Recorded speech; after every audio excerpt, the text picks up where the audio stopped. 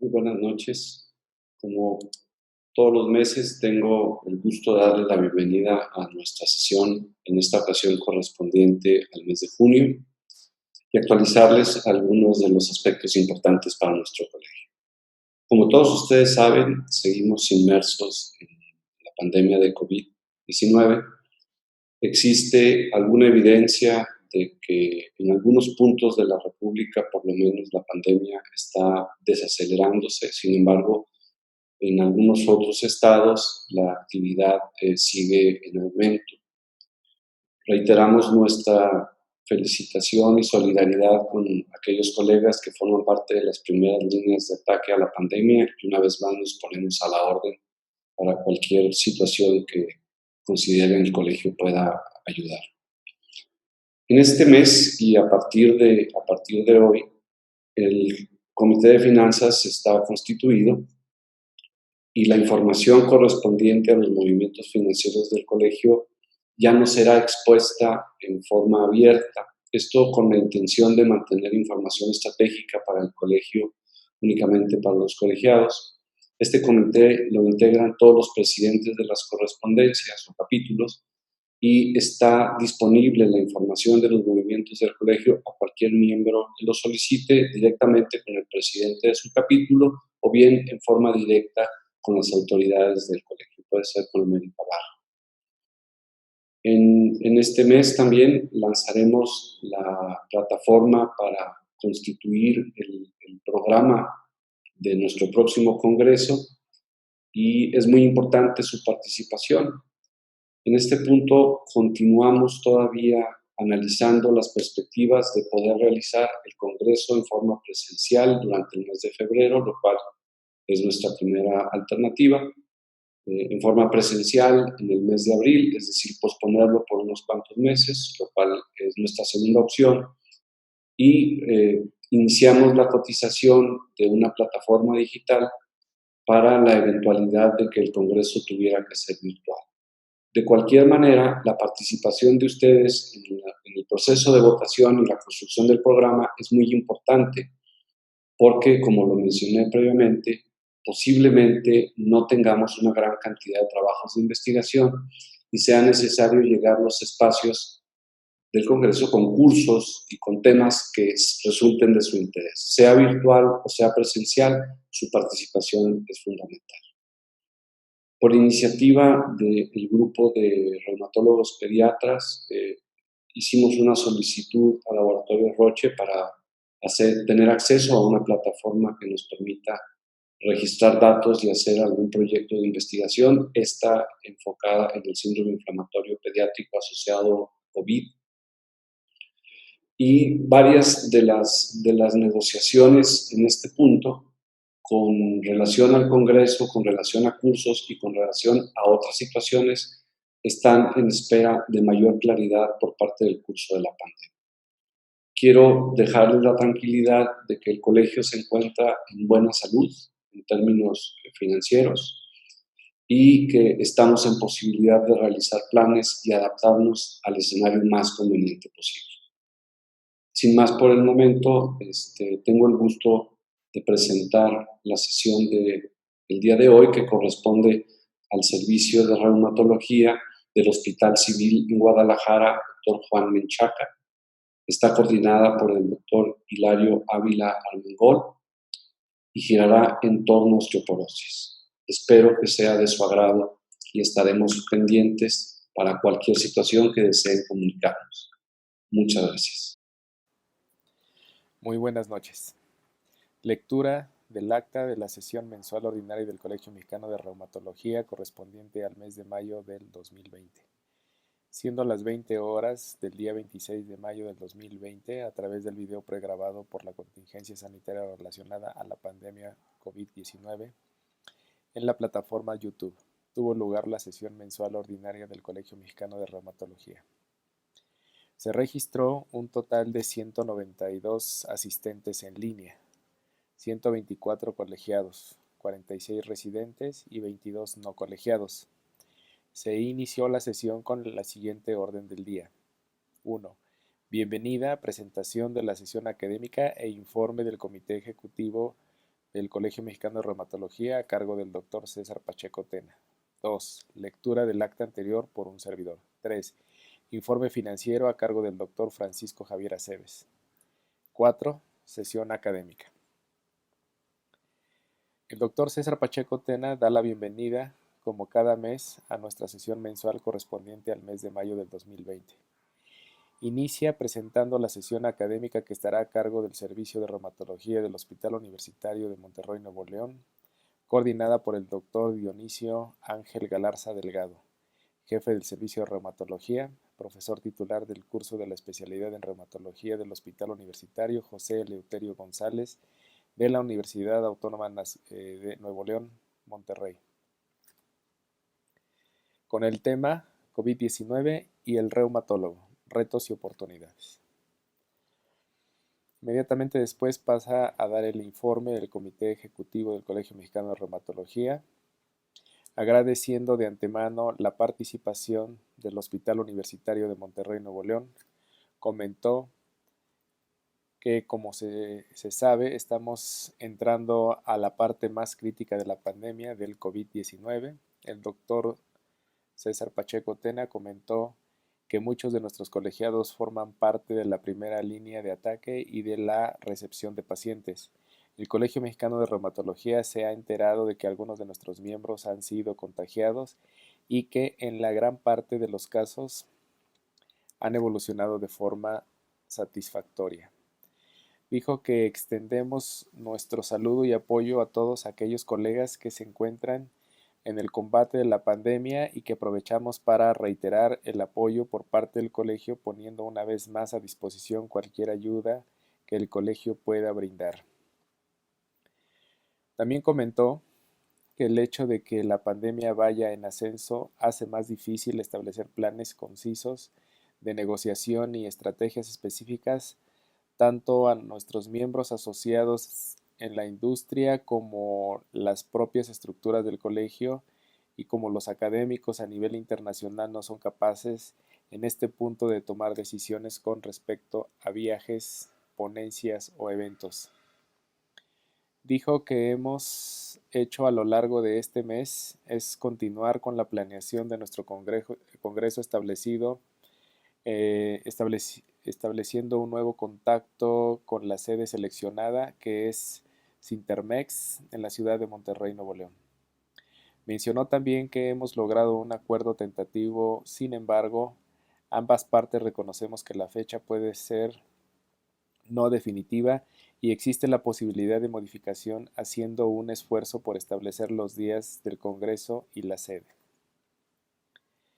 El colegio se centra en la actualidad en dar ofertas de educación digital. Estamos tratando de generar de 2 a 3 cursos. La unidad de investigación y el comité de educación tienen una participación importante en ella y como vayan consolidándose, daremos más detalles para que lo vayan programando en sus agendas.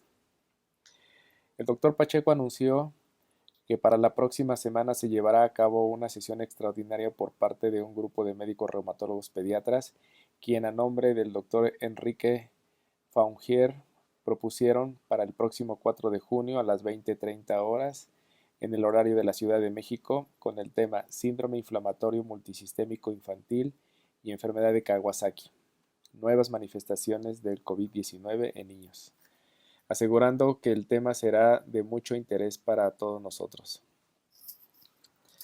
El doctor Pacheco terminó haciendo una invitación a que disfruten la sesión mensual. Se despidió quedando a sus órdenes para cualquier sugerencia que tengan y que avanzaremos tanto como podamos en la construcción de nuestro próximo congreso y en las actividades de nuestro colegio. 2. Lectura del acta anterior, de la sesión anterior a cargo de un servidor. 3. Informe financiero a cargo del doctor Francisco Javier Aceves, destacando que los detalles de las finanzas están a disposición de la membresía y que para su revisión podrían solicitarla siguiendo los lineamientos adecuados. 4. La sesión académica, ya comentada por el doctor César Pacheco, coordinada por el doctor Dionisio Ángel Galarza Delgado, dando una introducción del tema, cuyo tema es COVID COVID-19 y el reumatólogo, retos y oportunidades. Después, un panorama epidemiológico y virología a cargo del Dr. Jesús Alberto Cárdenas de la Garza. Implicaciones reumatológicas del COVID-19 a cargo de la doctora Rita Angélica Pineda Sic. Recomendaciones para el cuidado del paciente reumático en la era del COVID-19, ¿dónde estamos hoy?, a cargo del doctor Iván de Jesús Hernández Galarza. Y conclusiones y escenarios futuros a cargo del doctor Jorge Antonio Esquivel Valerio. Muchas gracias. Su servidor, el doctor José Francisco Moctezuma Ríos, secretario del Colegio Mexicano de Reumatología. ¿Qué tal? Buenas noches. Soy el doctor Hilario Ávila Armengol, jefe del Servicio de Reumatología del Hospital Civil Dr. Juan y Menchaca, en la ciudad de Guadalajara. Quiero agradecer la oportunidad que nos brinda el Colegio Mexicano de Reumatología para participar con ustedes en esta sesión mensual. Nuestra oportunidad de charlar con ustedes tiene que ver con una de las enfermedades probablemente más prevalentes dentro de los últimos años en lo que impacta al metabolismo del hueso. La osteoporosis es una enfermedad altamente prevalente y que tiene como causa más deleteria es el impacto en las fracturas por fragilidad.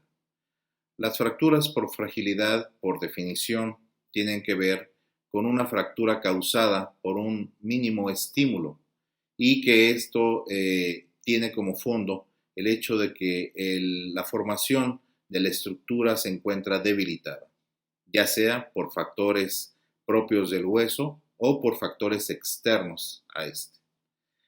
Como veremos más adelante en nuestra agenda, veremos cómo la fisiopatología tiene un alto razonamiento en cómo es perjudicado la formación y la reabsorción propiamente de este material óseo.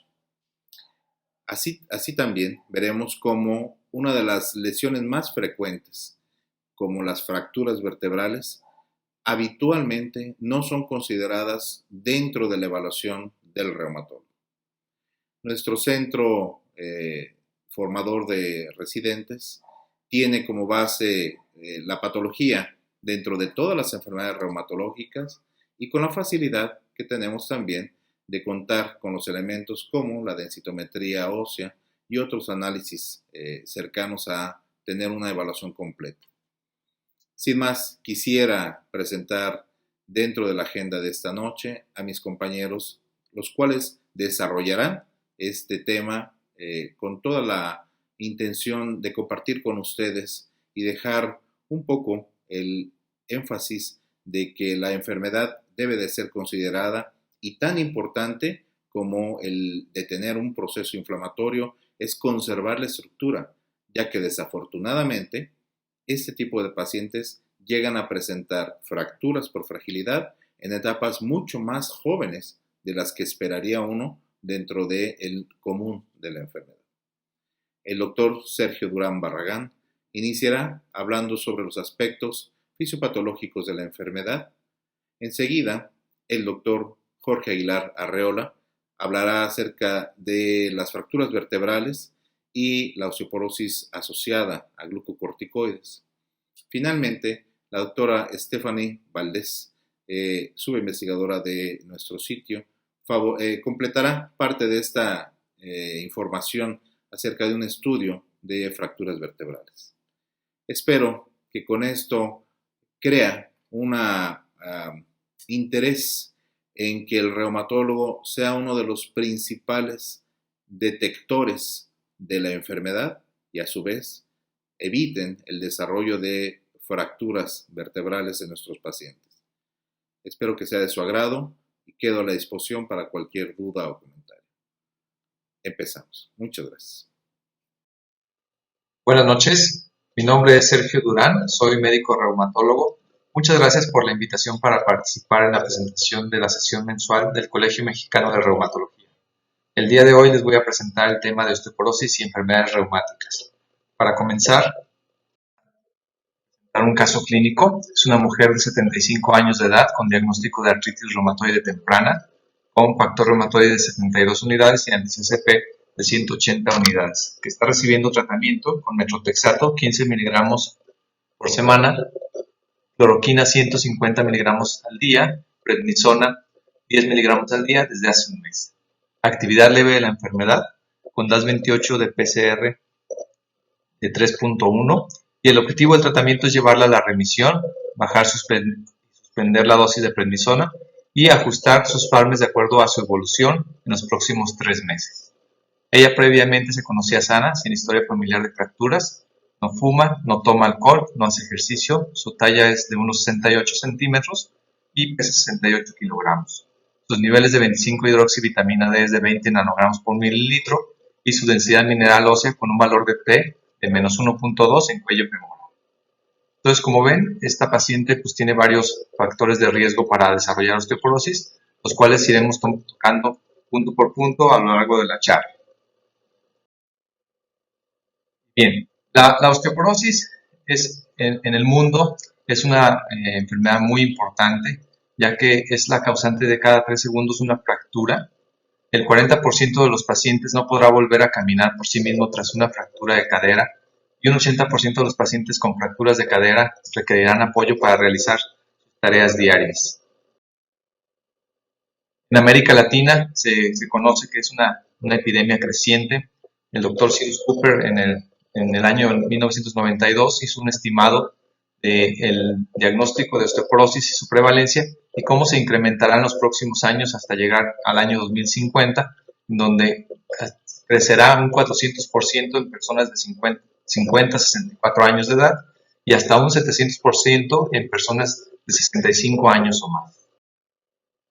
En México, las enfermedades musculoesqueléticas son la tercera causa de años vividos con discapacidad y tienen 1.95 millones de años de vida ajustados por discapacidad. 1 de cada 4 mexicanos mayores de 60 años tienen osteopenia y esto implica altos costos y un impacto muy importante de la enfermedad, ya que por fracturas de cadera al año se estima que hay 22.233 con costos anuales de 97 millones de dólares invertidos y un costo promedio por caso de 4.365 dólares. La osteoporosis es una enfermedad que se presenta en ambos géneros, pero con mayor prevalencia en las mujeres. Sabemos que a lo largo de los países tienen una prevalencia muy similar. Sin embargo, en algunos países como Corea y Japón, esta prevalencia llega a ser mayor. Para las mujeres en Corea del 33% y en Japón del 38% en mujeres y en hombres del 12% en Corea y en Japón del 6%. Los factores de riesgo los podemos dividir como factores de riesgo tradicionales, los factores de riesgo específicos de las enfermedades reumáticas y un subgrupo muy especial que es la osteoporosis inducida por glucocorticoides.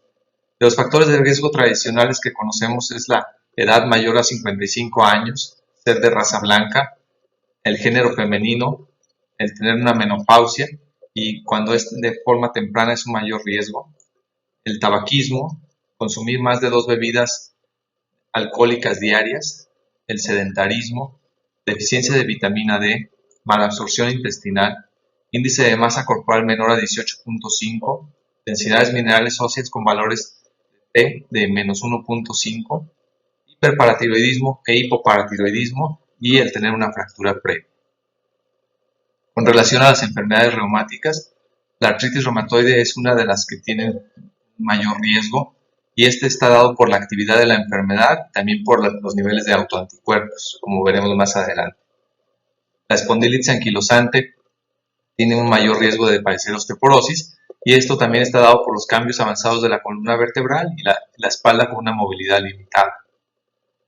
Otras enfermedades inflamatorias, como la enfermedad inflamatoria intestinal, artritis psoriásica, el síndrome de Sjögren y vasculitis, también son factores de riesgo para el desarrollo de osteoporosis. En el subgrupo de la osteoporosis inducida por glucocorticoides, sabemos que los primeros meses de tratamiento, en especial los primeros 6 meses, es en donde hay un mayor riesgo. La dosis más de 7.5 miligramos al día de prednisona y dosis acumulada de más de 5 gramos son factores de riesgo muy importantes. Y los glucocorticoides no solo causan osteoporosis, sino que también pueden causar, por ejemplo, miopatía, que incrementa el riesgo de caídas y por lo tanto de fracturas. Y también los pacientes pueden desarrollar hipogonadismo inducido por glucocorticoides.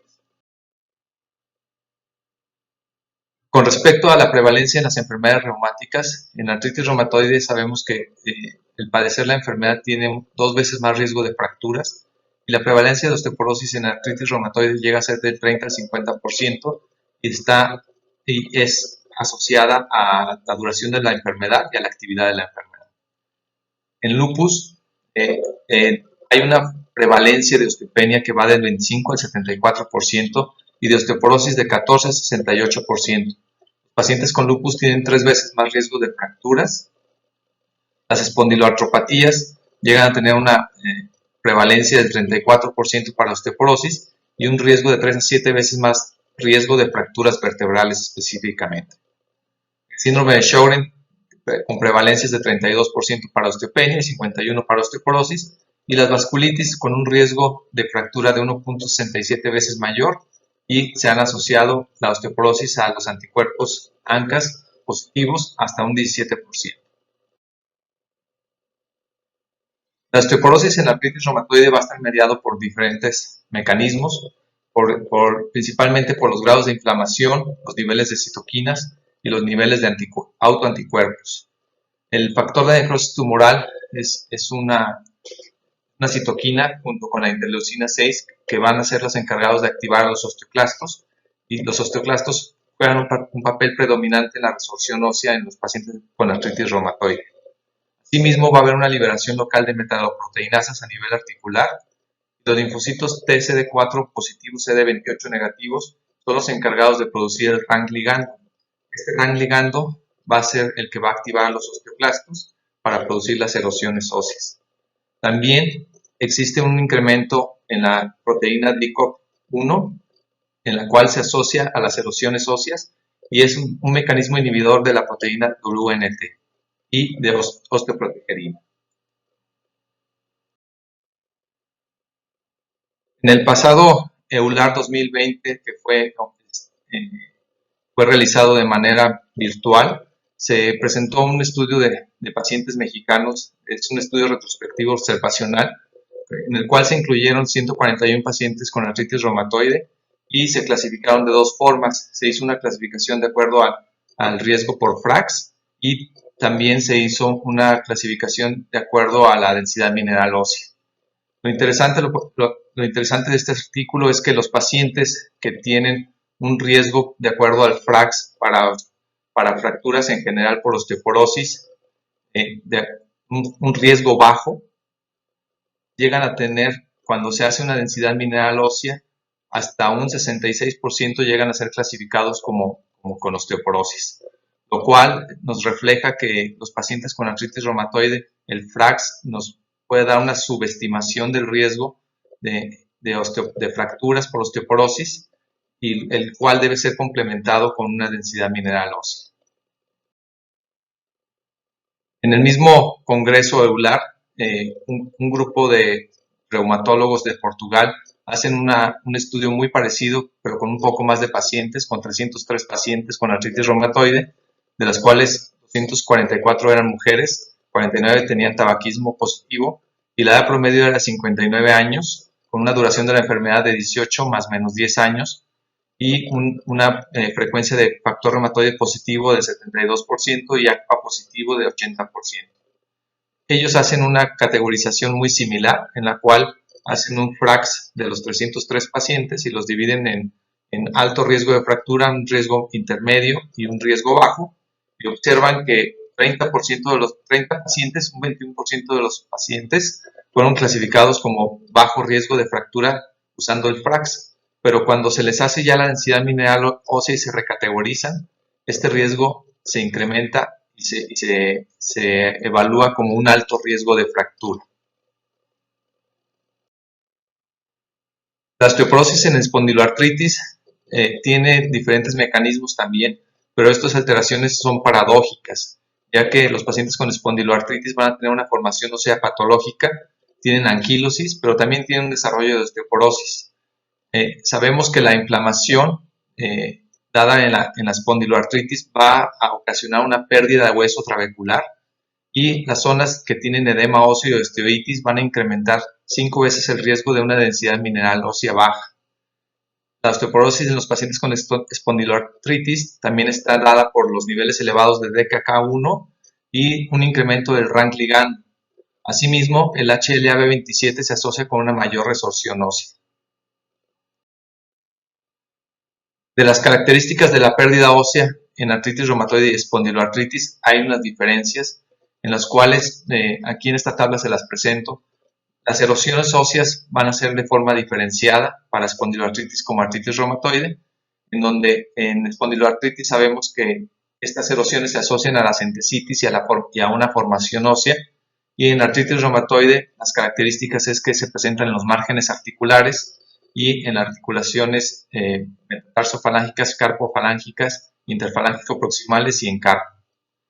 Los pacientes con espondiloartritis no van a tener una osteopenia periarticular, caso que en la artritis reumatoide va a preceder a la erosión ósea, y la pérdida ósea generalizada en espondiloartritis va a ser principalmente en esqueleto axial y con presencia de fracturas vertebrales.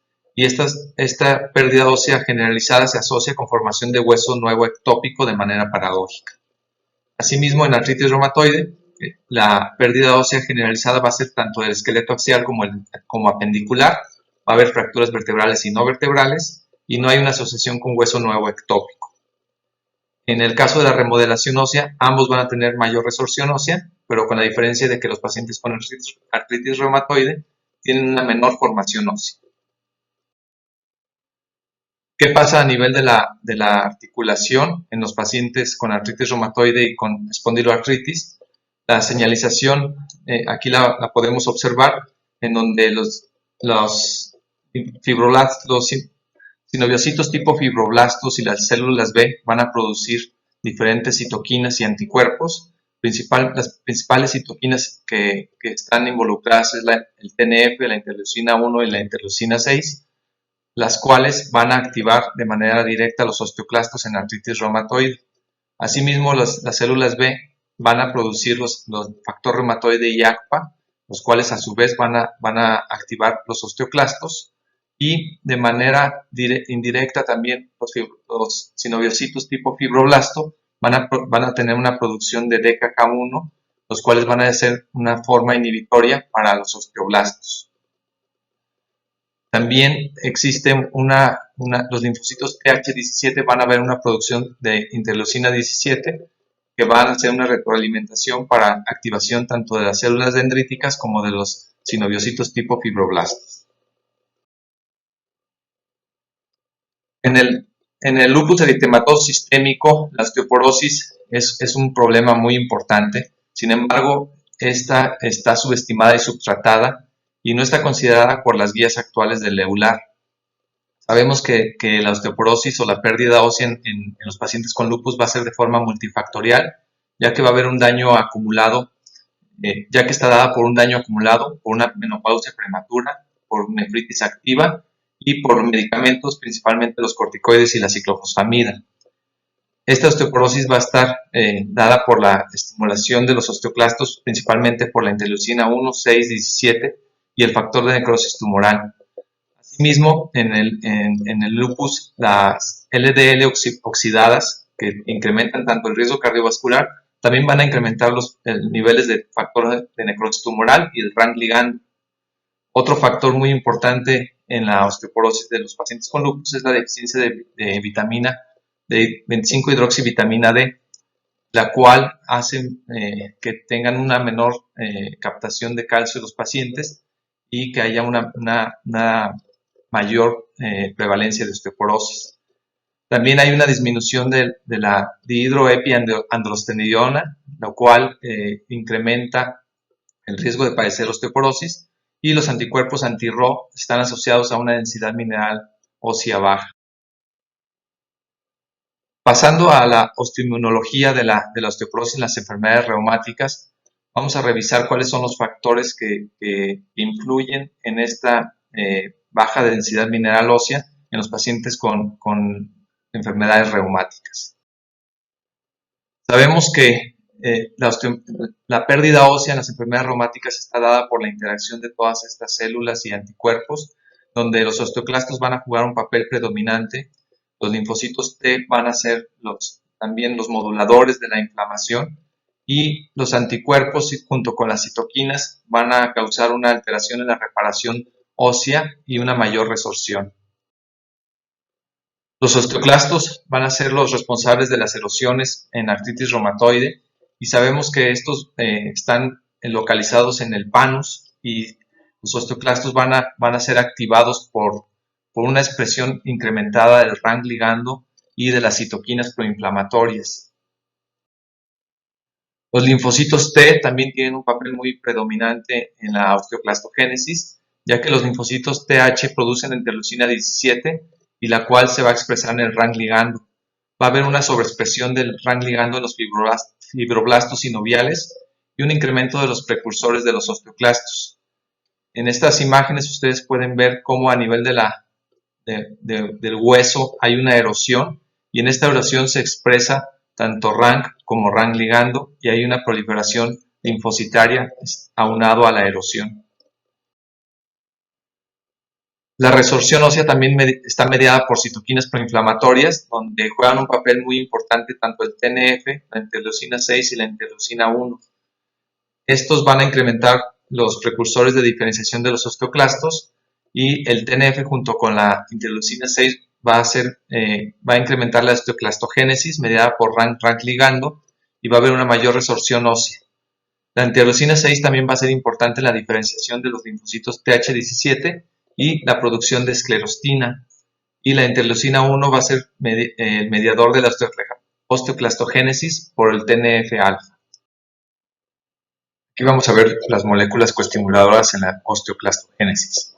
Los osteoclastos son activados en la vía clásica por el RANG ligando en su receptor, el cual activa el receptor asociado al factor 6 del TNF o TRAC6, y el factor nuclear kappa beta, y el mitógeno activador de proteína quinasas MAP quinasas, los cuales a su vez activan el factor nuclear activado de células T citoplásmicas, el cual es un factor maestro de la transcripción de genes pro-osteoclastogénicos. A su vez, los osteoclastos pueden ser activados por las tirosinasas esplénicas, la SIC, ya sea por estimulación por inmunocomplejos vía del receptor gamma de la fracción constante Epsi gamma, o por vía receptores de inmunoglobulinas asociados a osteoclastos, el receptor OSCAR, o también por vía del receptor desencadenante de células mieloides 2, TREM2. Las tirosinasas activan la enzima fosfolipasa C, gamma 1, e incrementa el flujo de calcio intracelular, lo cual va a activar a nivel final la calcineurina, con la activación final de los genes pro-osteoclastogénicos. En la artritis reumatoide, los ACPAs producidos por las células plasmáticas van a activar los preosteoclastos, los cuales a su vez son estimulados por el RANG ligando y producidos por las células T, y también por el factor estimulante de colonias de monocitos. Los osteoclastos van a expresar la PAP2 y tener altas concentraciones de bimectina citrulinada. La activación de los osteoclastos no es exclusiva de los ACPA. Los inmunocomplejos han mostrado incrementar el número de osteoclastos y la resorción ósea. La osteopenia producida en los pacientes con artritis reumatoide está dada por la producción de TNF-alfa por los monocitos, y los ACPA van a tener unión directa a los receptores de preosteoclastos, con lo cual van a haber un incremento en la resorción ósea. Normalmente la glucosilación de los ACPA es crítica para la determinación del efecto proinflamatorio o antiinflamatorio de las células inmunes. La presencia de galactosa y de ácido ciálico se ha asociado con efectos antiinflamatorios, por lo que los ACPA con bajo contenido de ácido ciálico se ha asociado al modelo erosivo en artritis reumatoide. Como vías de regulación está la osteoprotegerina y la semaforina 3A, que es producida por los osteoblastos, la cual va a bloquear el RANK ligando y la diferenciación de los osteoclastos.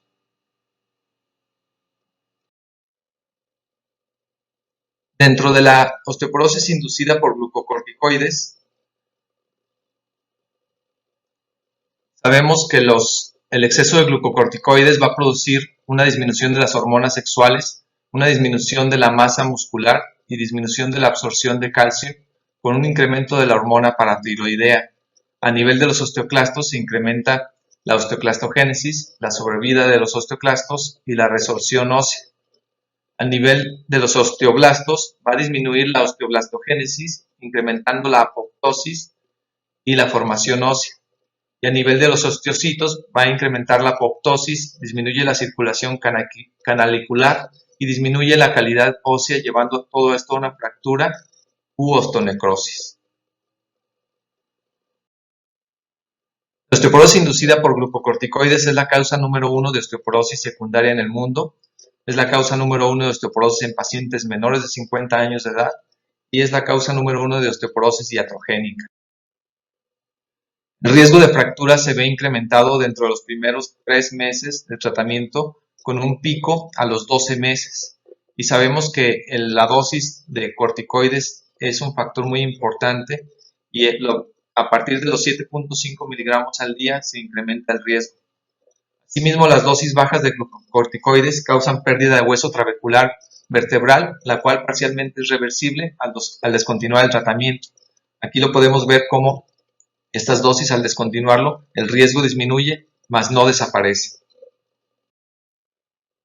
En un estudio realizado en el 2007, se observó que la dosis de prednisona mayor de 30 miligramos al día y una dosis acumulada de más de 5 gramos tiene un riesgo de presentar fracturas con un riesgo relativo de 3.63 para fracturas en general, 3.13 para fracturas de cadera y 14.42 para fracturas vertebrales. También el uso de glucocorticoides inhalados se ha visto que es un factor de riesgo, aunque el riesgo relativo es bajo, de 1.1, en pacientes que han usado corticoides con fluticasona más de 1000 microgramos por más de 4 años. ¿Por qué los glucocorticoides causan pérdida ósea? Bueno, estos están dados por un incremento en la resorción ósea, principalmente por la proliferación de osteoclastos por la supresión de osteoprotegerina, por una diferenciación osteoclástica por estimulación de la producción del RANK ligando y por supresión androgénica y estrogénica por disminución de gonadotrofina. También hay una disminución de la absorción intestinal de calcio y un aumento de la excreción renal.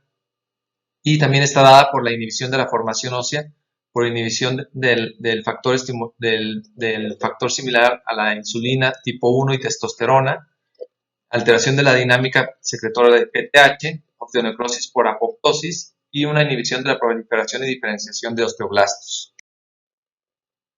Entonces, los glucocorticoides, al tener afectación tanto en el tejido óseo, en el sistema neuroendocrino y el metabolismo del calcio y tejido muscular, hace todas estas alteraciones que al final de cuentas va a tener el paciente un riesgo incrementado de fracturas, tanto por el riesgo de caída, también se incrementa el riesgo de caídas y también tienen debilidad muscular asociada al uso de corticoides.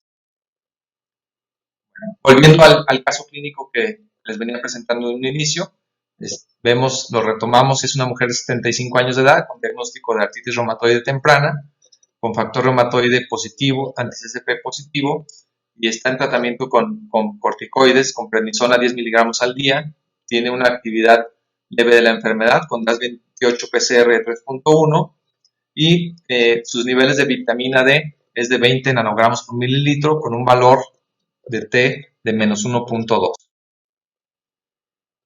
Entonces, al hacer el FRAX para esta paciente, vemos que tiene un riesgo de fractura a 10 años, de una fractura mayor por osteoporosis de 13% y de fractura de cadera de 3.3%.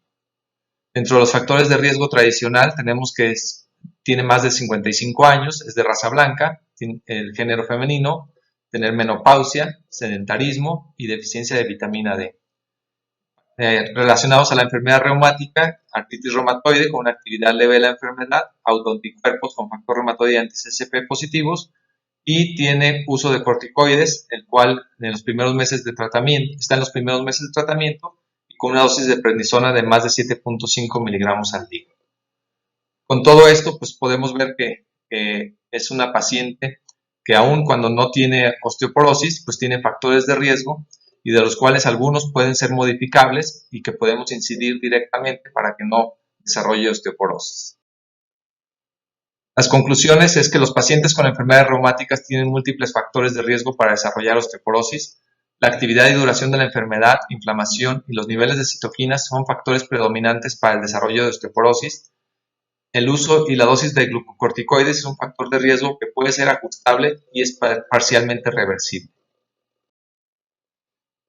Muchas gracias.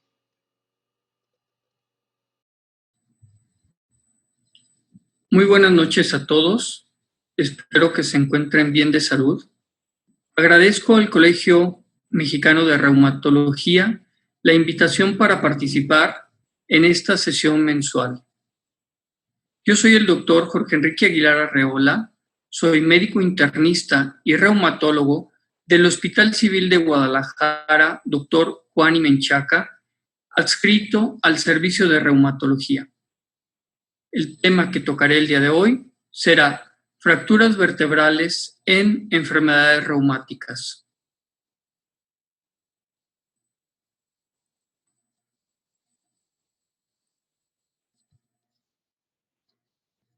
La agenda para el día de hoy será una introducción, antecedentes de algunos estudios como el estudio LAVOS, el estudio EPOS.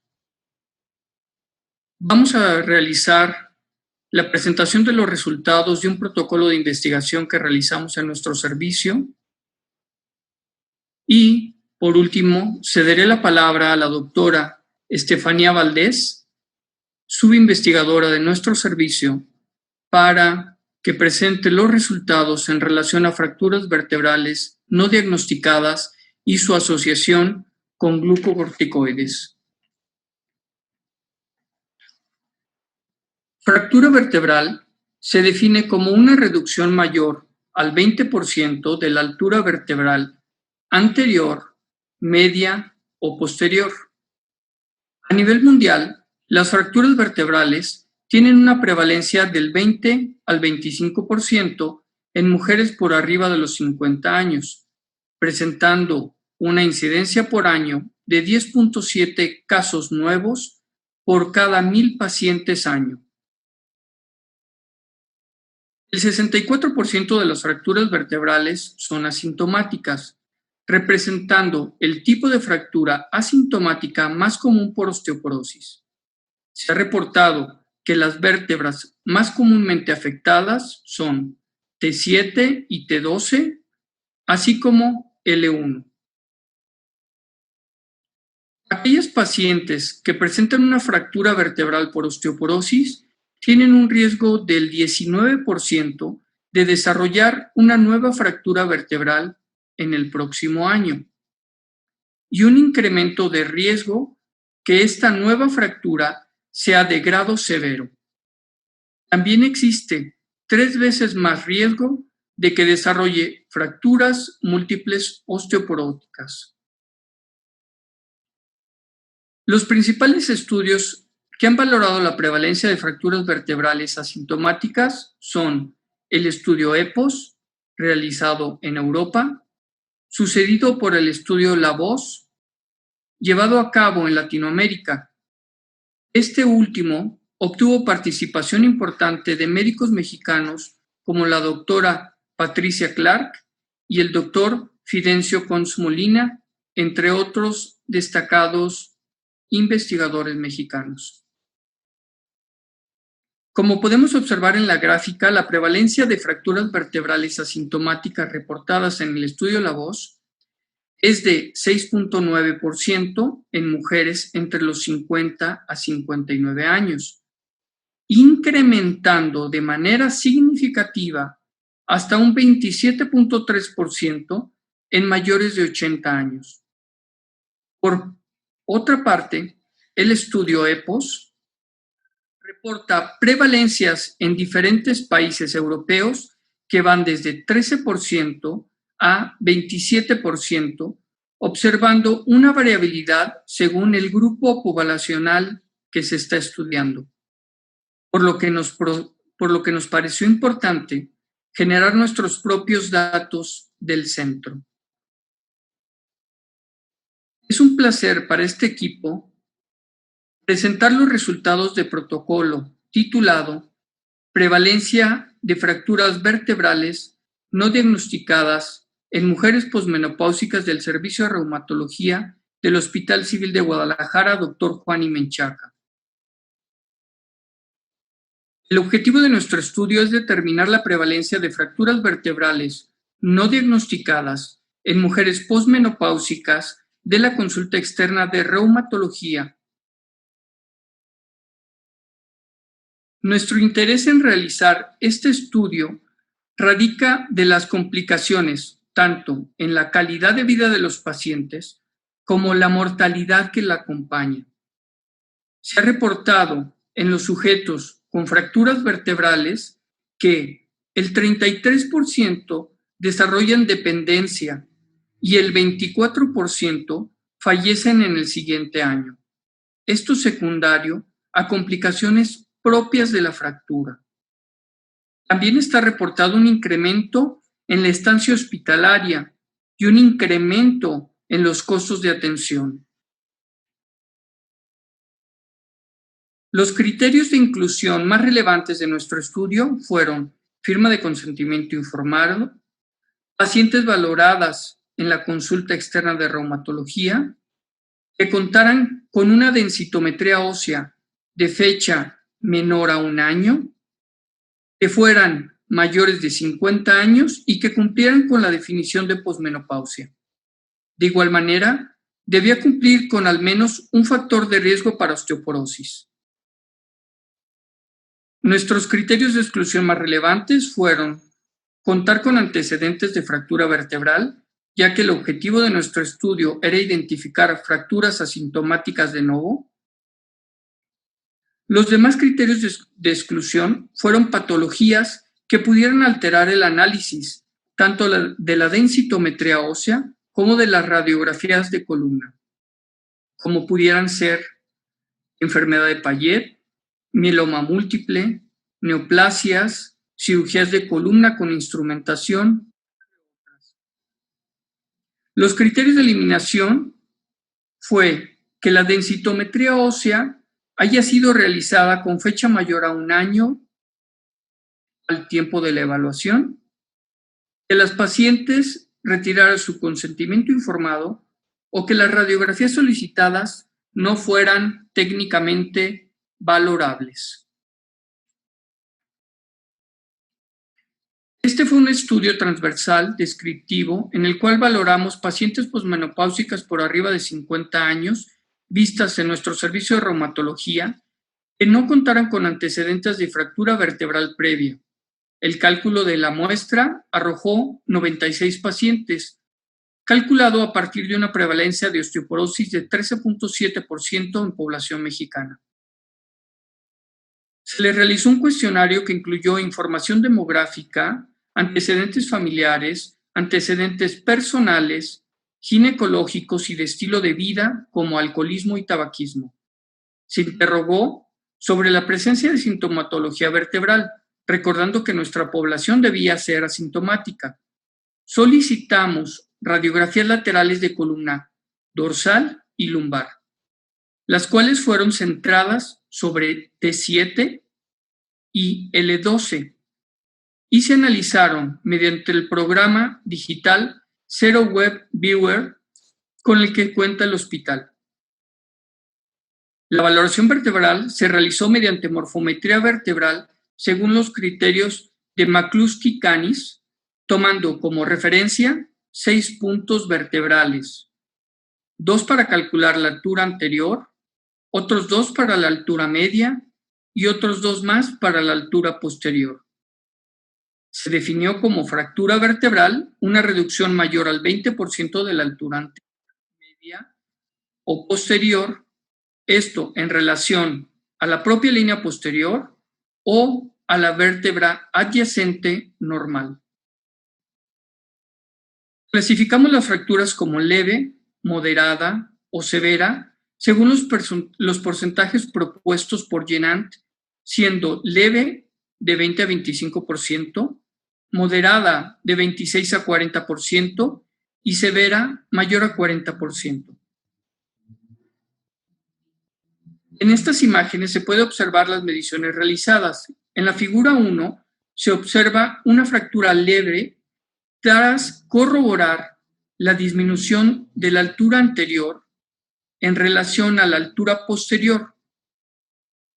Y en la figura número 2 podemos observar claramente una reducción significativa de la altura anterior, clasificándose esta como una fractura severa. Pasando los resultados, fueron 96 pacientes, 100% del sexo femenino, mayores de 50 años.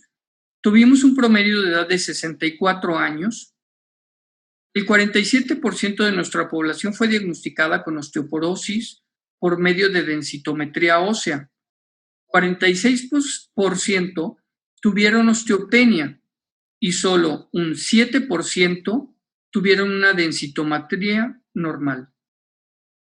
En cuanto a los motivos de consulta, la artritis reumatoide fue la patología más común, con 30.2%, seguido de osteoporosis con 29.2% y osteoartritis con 24%. Otros diagnósticos como lupus, síndrome antifosfolípidos, espondilitis anquilosante y fibromialgia completaron el 16.6% restante. La cantidad de fracturas identificadas fueron 81 en 42 pacientes, representando un 43.7% de la población estudiada. 24% presentaron una fractura, 11 dos fracturas y 7 con 3 o más fracturas vertebrales. El máximo de fracturas que encontramos en un solo sujeto fue de 7. De igual manera se clasificaron según el grado de fractura, siendo el 43% de las fracturas encontradas de grado leve, 38.2% de grado moderado y 18.9% severas. Los diagnósticos reumatológicos más frecuentemente asociados a fracturas vertebrales fueron artritis reumatoide y osteoporosis, ambos con 13 pacientes por grupo. El 44.8% de los sujetos con artritis reumatoide y el 46.4% de los pacientes con osteoporosis presentaron al menos una fractura. Se identificaron también las vértebras más afectadas, observando una similitud en relación a la bibliografía mundial, encontrando 12 fracturas en T7, 13 en T11 y 11 en T12. En relación al grado de la fractura, L1 fue la que presentó un mayor grado de severidad. En esta gráfica podemos observar la cantidad de fracturas por diagnósticos reumatológicos. La artritis reumatoide y osteoporosis tuvieron la misma cantidad de pacientes con fracturas vertebrales, ambos con 6. 6 fracturas, 4 con 2 y 3 pacientes con 3 o más fracturas. Los pacientes con osteoartrosis, la mayoría tuvo una sola fractura. El resto de los resultados los presentamos en la gráfica. La diferencia que encontramos entre artritis reumatoide y osteoporosis radicó en la clasificación que encontramos de los grados de severidad.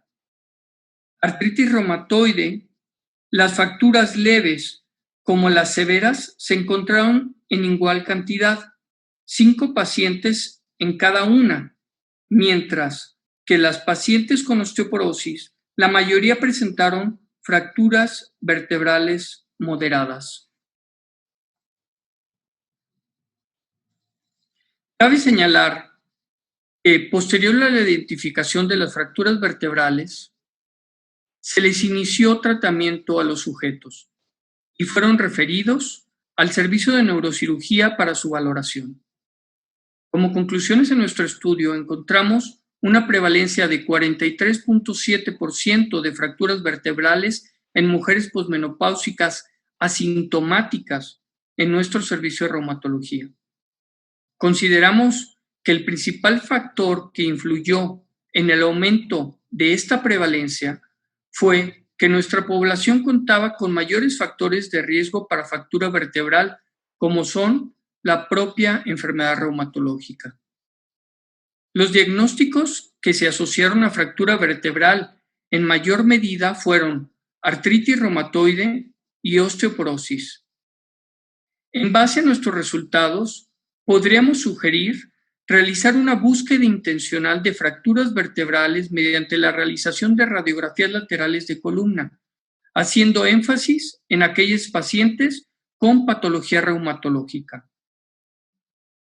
Finalmente, me gustaría concluir mi presentación resaltando las debilidades de nuestro estudio, que son, entre otras muchas, el número de pacientes incluidas, la edad de selección, estado posmenopáusico y que los datos se obtuvieron de solamente nuestro servicio, puntos que reconocemos y que consideraremos como factores para futuros estudios.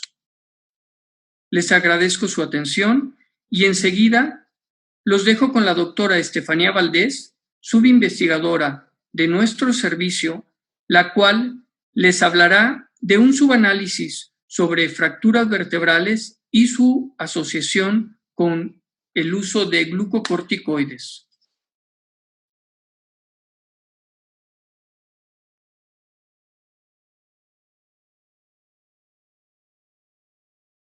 Hola, muy buenas noches a todos los integrantes del colegio. Soy la doctora Estefanía Valdés Navarro, soy subinvestigadora del Servicio de Reumatología del Nuevo Hospital Civil de Guadalajara y agradezco verdaderamente la invitación a participar en la sesión del día de hoy y me complace presentarles este tema titulado Fracturas vertebrales no diagnosticadas y su asociación con glucocorticoide.